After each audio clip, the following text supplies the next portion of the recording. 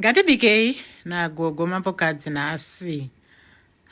Mazimba havatambe nechikafu. Ukaenda kumapato evamwe kune jollof rice, kune zvakasiyana siyana. Asi munochizivawo here chinonzi yam? Hameno kumusha kwedu kuti chiriko here? Ndingadawo kuziva mucomment section kuti tine yamu here kuZimbabwe uye kuti tinoirima here vanhu vechiZimbabwe. Mugondibatsirawo mucomment section nekuti nhasi ndafunga kubika chikafu chinodyiwa nevamwe.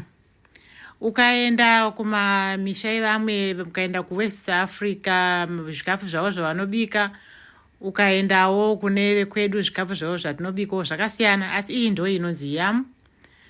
Saka inomenywa, kana yamenywa moisa mublender, kana maisa mublender moiblenda kuitira kuti iite sehupfu, iite kunge mukaka.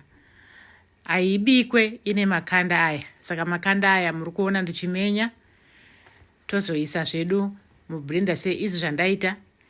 Ndo yandamenya iyi, yanga ine ganda racho nadema iri randabvisa. Saka apa taisuka yachena, tarisai muone yachena, haichisinai zvinhu zvine tsvina pairi, yanyatsochena yamu iyi. Saka yava pakuti tichiisa mublender, kana tablenda tozobika sadza ratichadya kubva payamu yandichaisa mublender, toisa mvura. Zvamuchione, nhasi ndiri kuda kubika chikafu chevamwe sezvatinogara tichitaura kunzi maZimbabweans havatambe nechikafu.